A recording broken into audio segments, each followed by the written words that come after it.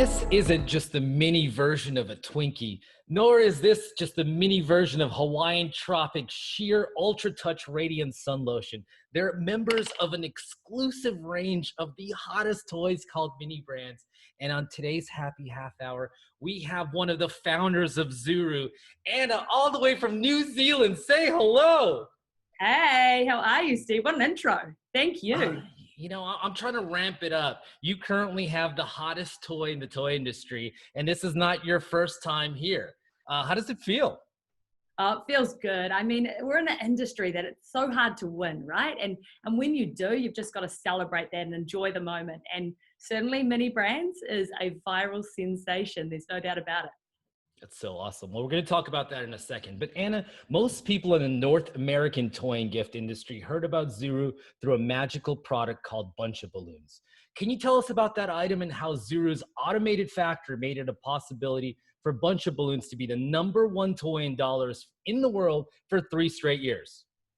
Yeah, I mean, that item is a true phenomenon, right? It was a product that really transitioned, I think, a core play pattern that we've had in toys, and that being in making and throwing water balloons. And it was a really stagnant category. There hadn't been a lot of innovation. No one had come in with any way of really making it fun and exciting. And then along came Bunch of Balloons, and a man called Josh Malone. Shout out Plano, Texas, right? Thank you, Josh Yes. Malone, Plano, Texas.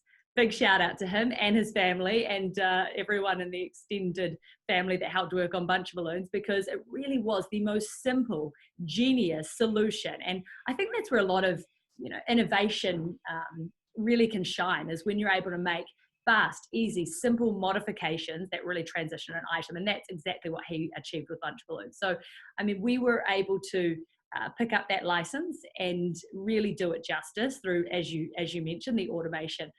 We set up and turned around an entirely automated manufacturing facility in China in about 90 days after we signed that license, and had it in market literally the next spring summer season. And it has been a phenomenon.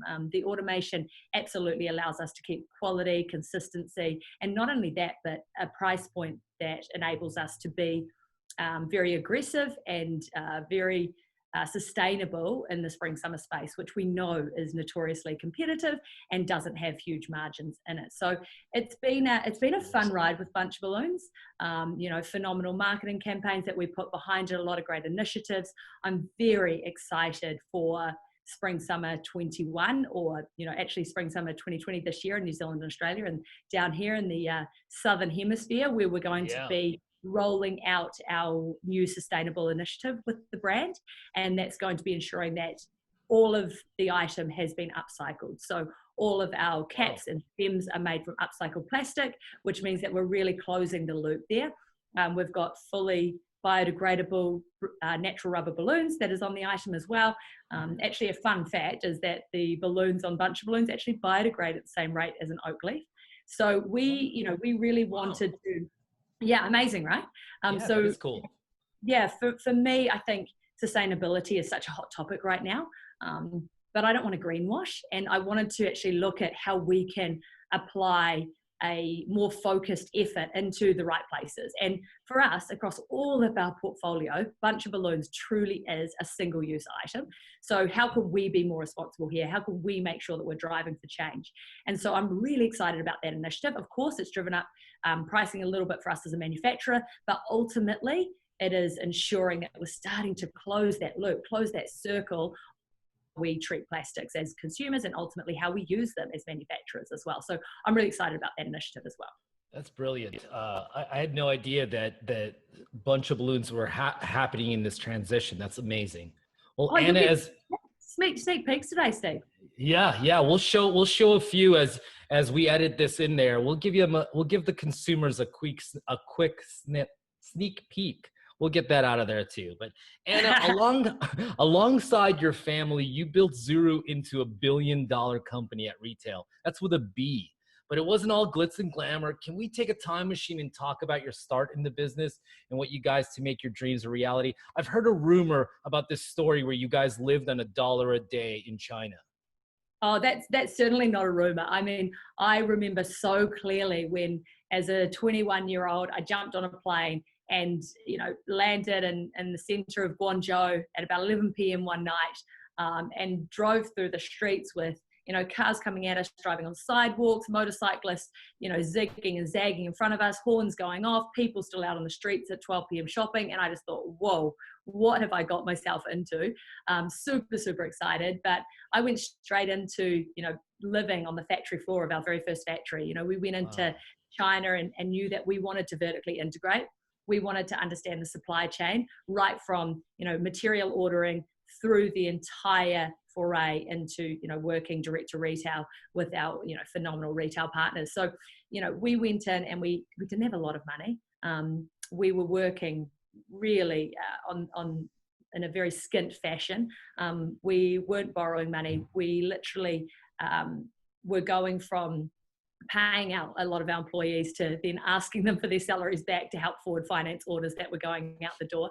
It was quite literally living on $1 a day. That is definitely no exaggeration. I think we had this little noodle shop that was down the end of the street that our factory was on.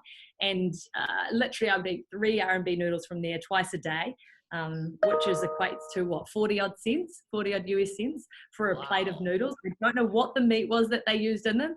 And I think I got to the point after a couple of months of being there of just going for the vegetarian option, because I did start to get a little bit anxious about what the meat was. But yeah, I mean, my bedroom, I had no aircon, and you're talking about summers at what, 30 odd degrees Celsius, what's that, 86 degrees Fahrenheit or something like that. Yeah, probably higher than that, yeah. No aircon. My shower was over top of the hole in the ground that there was the workers' toilets. It was an interesting. Why does everybody think that success is glamorous? Success means living above a factory toilet, it sounds like. No, and it was an amazing journey and so defining of us as personalities and as people. And we just had this drive and this grit and this determination. There was no such thing as failure, and we're young and we're Kiwis and we're going to make this happen. And so that coupled with, some really smart engineering and product design and great product selection and just that desire to be, the best in industry has ultimately got us to where we are today. And it certainly hasn't been an easy ride. It's had its ups and downs, its challenges, but if you're the sort of person that loves that and grows and thrives in challenges and finds that exciting and exhilarating, which is what Nick and I and Matt are, then it's all just, it's all just a playground. Well, that's a perfect transition, because Zuru keeps the hits coming. You have one of my favorite toys in the market right now. It's called Mini Brands. If you don't know what it is, you must not have a computer or a TikTok or any kind of thing, but it is the hottest thing at retail all over the world. It's a collectible that doesn't dumb down kids' tastes and lets them collect real life grocery and convenience store items. They get to replicate their own storefronts. Can you talk through how the brand got started and preview some of the upcoming items for Q4? Yes, certainly. So, Mini Brands originally came about from a promo that we saw here in New Zealand at our foodstuff supermarkets. And for every $20 that mum spent at the supermarket, she got a miniature collectible. And so we just saw kids going crazy over them. I mean, every household you went into in New Zealand, kids had these tiny miniature collectibles. And it was actually taking footfall and driving traffic from other supermarkets into foodstuffs just so that kids could be collecting and growing these collections. So, I mean, we knew right away it was going to be a hit, and it was just about thinking how we could transition that into the toy space. And that's where we came up with that really unique and different delivery mechanism for the product. And that was actually inspired off the chocolate orange Cherry's chocolate orange slices. And so we wanted to make something that was unique, that engaged in that unboxing experience and really drew that out and got a child excited about how they were playing. So we put it into the iconic Sophia packaging that has now become so well known to Mini Brands. And then obviously when you peel off the layers of that, you get each of your segments, you open up a segment, and inside is your little miniature rare collectible. So Yeah, I'm I think that was a little bit of a unique point. Most, surprise items were one item.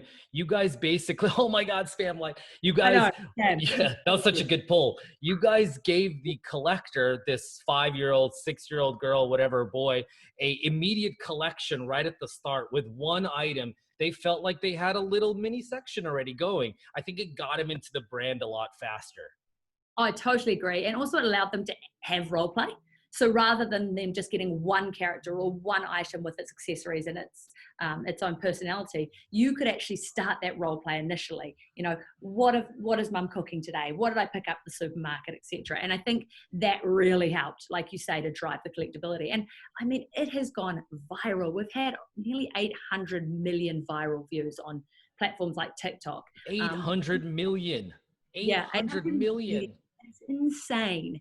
And just, the biggest names are out there collecting and playing with mini brands. You see children or adults, actually. I mean, it's not even the kids that are driving a lot of this, but you see adults going into supermarkets and literally taking entire sidekicks and putting them into their trolleys. We've got Mhm. photos of parents with their whole boot full of PDQs of mini brands. And, a huge part of that is the scarcity model that we've been playing into too, which has enabled us to be constantly flowing product into different retailers, and therefore thereafter the consumers chasing that product. So, I mean, and its peak week where we actually allowed it to be in a full stock position, we sold about 260,000 of these balls in 1 week, just across our top couple of retailers in the US. So that just shows how insanely quickly and how insanely viral a product like this can go.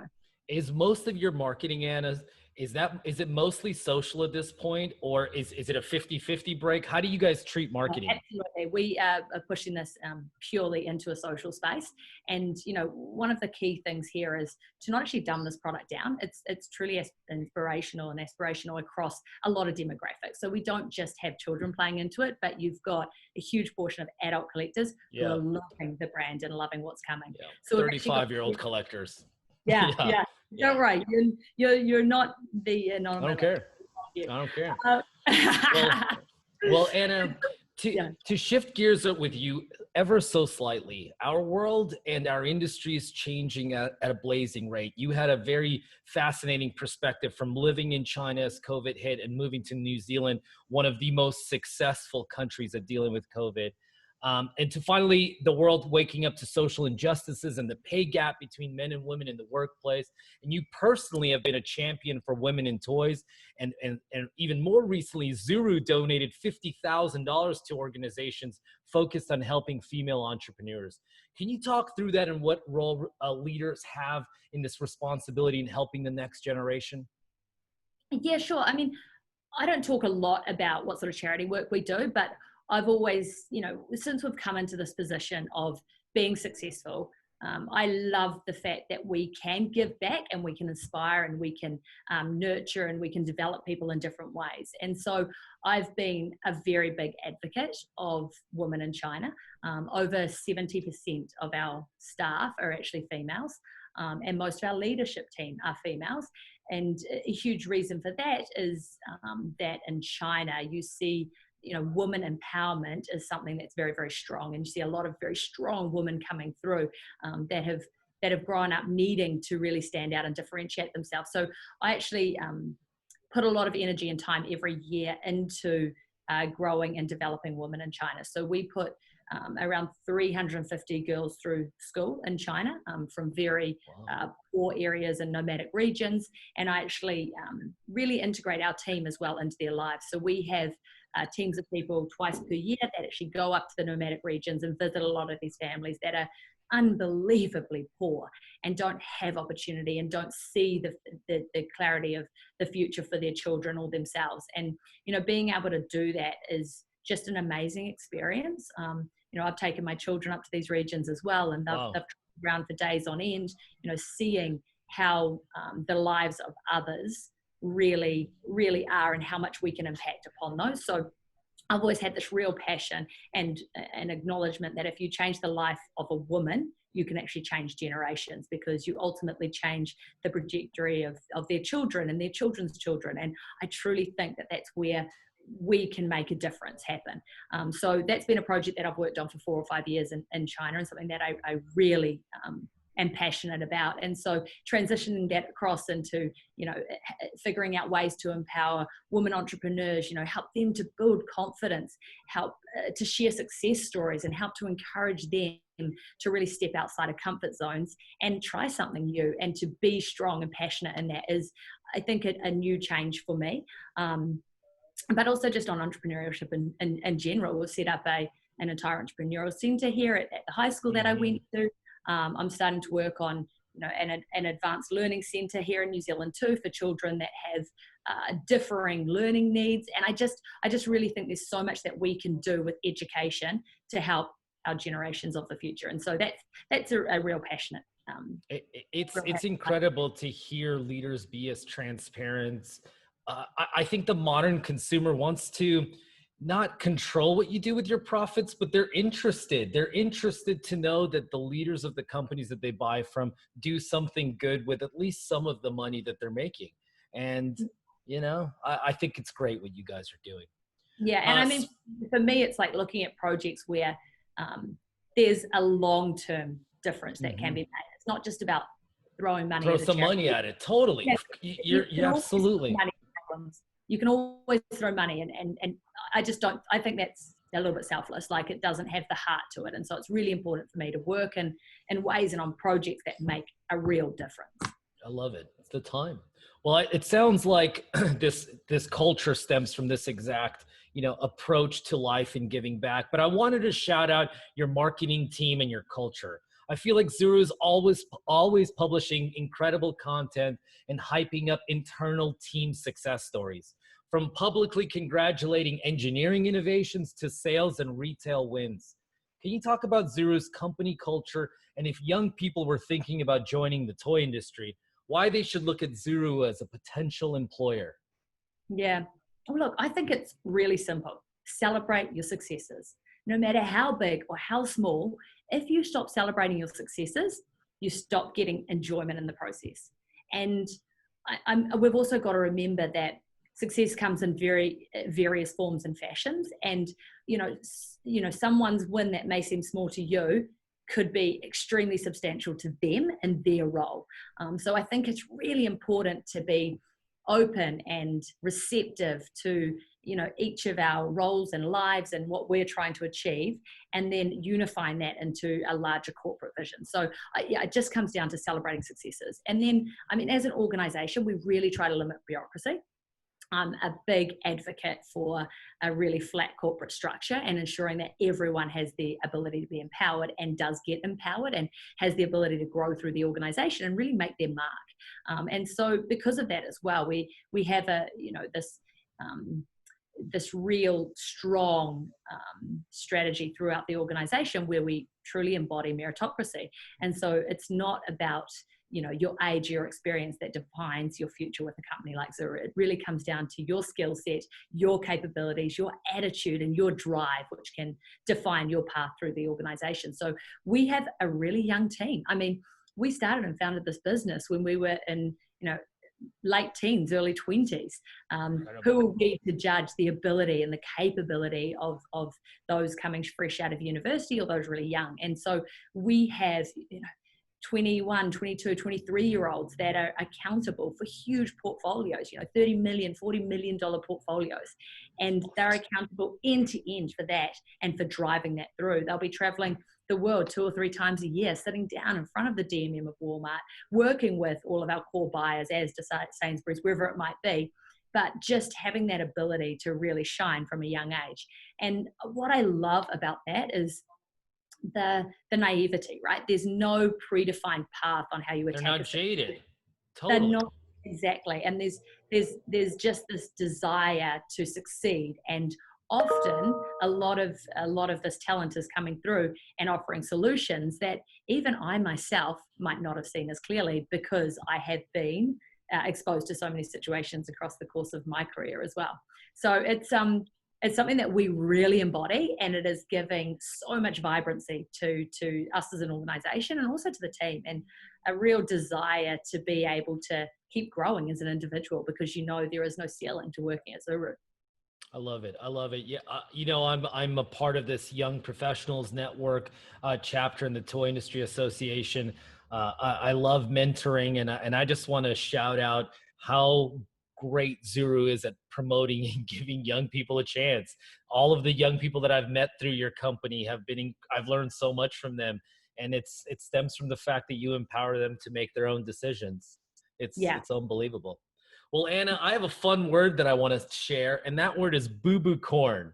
Boo-boo corn is not only an accessory to one of the hottest products globally called rainbow corn, but also an adorable and fun word to say. Look at that cute little guy. Can you give us a few more stats on this global sensation and what we should expect from this brand from the fall, for the fall? Yeah, so I mean, booba corns are the collectibles in the broader brand of rainbow corns, which has been a true phenomenon for us. I mean, it's the number 3 crush blend in the world right now. It's gone from strength to strength over the 3 years since its inception. The new range is all inspired by wild creatures. So no one's actually seen this guy. He's just hit Target stores now. Exclusive Triple H. So this is series 3 of your sequin surprise. But rainbow corns, it got the People's Choice Award at the Toadies this year, which was super exciting. It's been Plush of the Year in the UK, Plush of the Year in Australia. It's just truly going from strength to strength. This is very, very fun. You might have seen this one as well. Look at that little guy. This is our new Sweet Shake surprise. He actually comes in I don't know if I have one. Oh yeah, I do. Oh, look at that. There you go. Yeah. Which is very cool. And he's got a jelly belly on him rather than the traditional sequin belly, which you reveal. But also he's got talkback function. Sound. I love the colors. Hey, Steve. It's like every. So he's got full feedback. It's the most flirting I've received all week. I know. Well, aren't you lucky? Don't get flushed. My girlfriend's over there. She's just giving me a dirty look. It's like, are you talking to your toys again? Yeah. So the animatronic version is coming out for this fall, which is super exciting. But also we're getting into the third-party merchandise as well. So you'll see, rainbow corns inspired stationery, cards, apparel, etc., which is really exciting. That's always a nice validation of success when other toy companies come to you to license your toy property. Yeah, absolutely. I couldn't agree more. So that's going to be a fun new segue for us as an organization too. Well, Anna, they should be looking for Zuru product in X shots, in rainbow corn, in mini brands, in fidget toys. You guys are all over the store, and you have been absolutely amazing. You've allowed us, while we cannot travel, to meet cool people, discover interesting brands, and extract insights that can help the industry get better. You've made it to the end, a segment we like to call the creation of positive energy, where you get to shout out anyone, anywhere in the world for doing an awesome job. Anna, the floor is yours.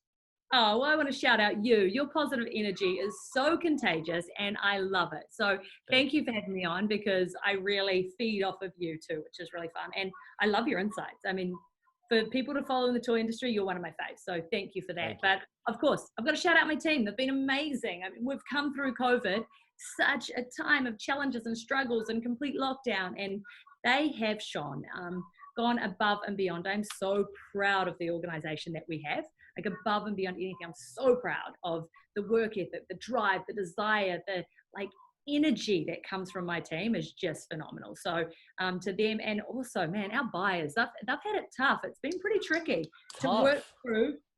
Even, having to do all of their own layout rooms and really push in and figure out all of these selections for spring, summer without having, ever experienced something like this before. I mean, getting samples in, figuring out really what products are going to work. How do you know what's going to be great, new, fresh, innovative when you're looking at it through a screen? It's really tricky, really tough. So oh man, my heart goes out for them as well, trying to figure out the best selections for 2021 for certain. So yeah, to positive energy, to positive people. Thank you, Steve. You're the best. We're going to finish today's episode by playing my favorite commercial. It's for Mini Brands, and it features a tiny, adorable hamster. I'm Kid at Heart, Steve Starobinski. Thank you for watching the Happy Half Hour. Bye. Yeah. Guys, I'm obsessed with Okay, mini 2 more brands. TikToks and I'm logging off. Off to bed, night, sleep tight, don't let the bed bugs. Mini brands? Mini brands? Mini. Oh my gosh, I need those mini brands. I need them. I want them. Let's go. Where do I start? Oh, wow. So many mini brands. Mini things, all the things. Where to start? How to choose? Oh my gosh, ice cream. I love the chocolate. I love the strawberry. I love it in a tub. I love it in a box. I'll get a box. Okay, what else we got? We need soy sauce. Love soy sauce. And mayo. Ooh, yummy. And oh, super rare minis. Okay, wait, hang on a minute. Is this real? Am I dreaming? Pinch yourself, honey! Oh, wait, I don't have thumbs. Anyway, gotta get the bacon and the pads and deodorant because I get sweaty sometimes. Oops, I forgot cupcakes. Why are the cupcakes so high up? I can't reach them. Ugh. Okay, next item. Hey, where'd that go? So hungry. Oh gosh, I need a snack. Just a small snack, a little bitty snack. I skipped dessert anyway, and I won't tell nobody. And that's a quarter mile. Good job, Hemi. Okay, wait a minute. Where's that body wash? Oh, here it is. Okay, Hemi, let's get this coat shining and popping and silky smooth. Yeah, so then after that, I had a shower, and now I'm here watching TikToks with you on a Tuesday afternoon. This is lovely. It's great. Is that spam? Oh, well, now I gotta go back to the mini mart to get some of that spam. And hey, where'd that super rare go? Make it mini with 5 surprise mini brands.